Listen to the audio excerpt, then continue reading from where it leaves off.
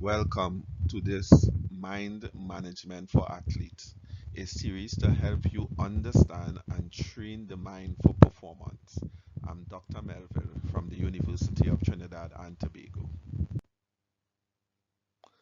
Our minds work like a machine, one with rules for governance.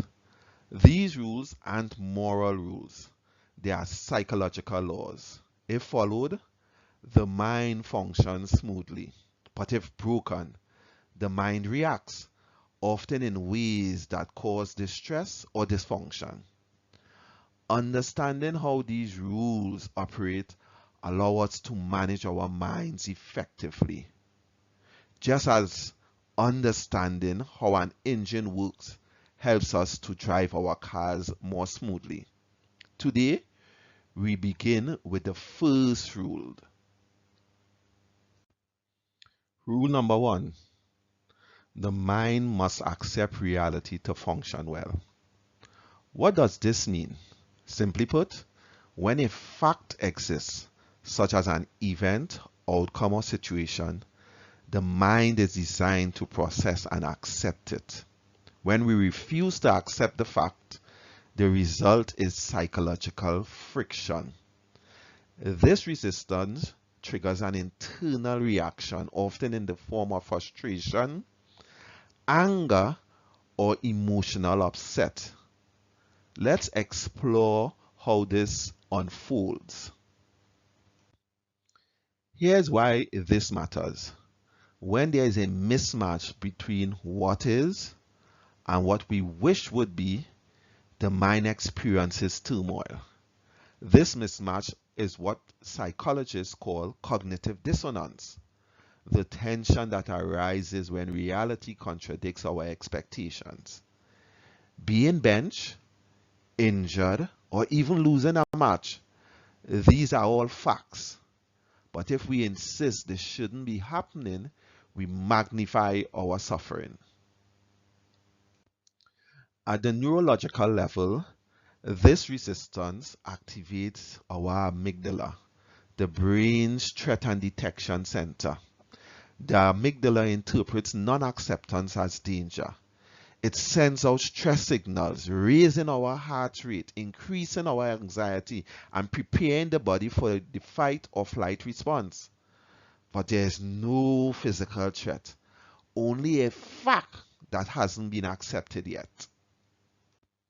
Another part of the brain implicated for non-acceptance is the anterior cingulate cortex, or ACC, responsible for detecting conflict, especially between expectations and outcomes.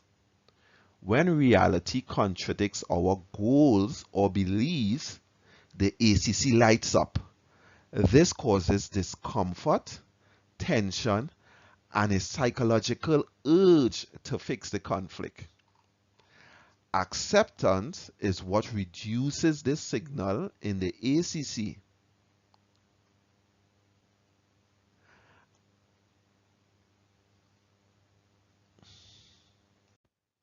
Another brain region that becomes activated in the face of non-acceptance is the insula. The insula monitors internal sensations such as pain, nausea, and gut feelings.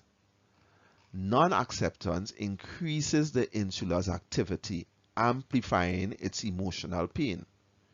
We may not even realize it, but our body feels the cause of resisting the truth. Another brain area is the prefrontal cortex, our brain center for rational decision making. The prefrontal cortex loses its efficiency under chronic non-acceptance.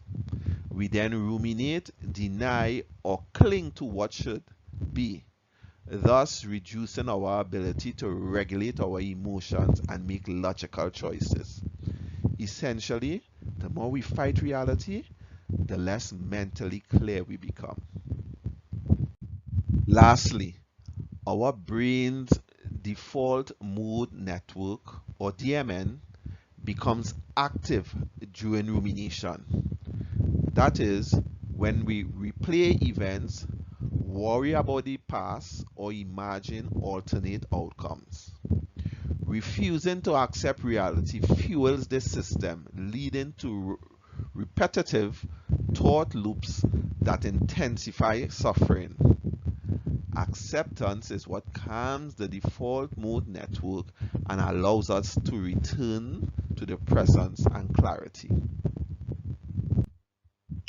In summary, the mind functions best when it aligns with the facts of reality. This doesn't mean liking every outcome, but accepting it as true. Emotional balance, clarity, and resilience all begin with this simple principle: accept what is.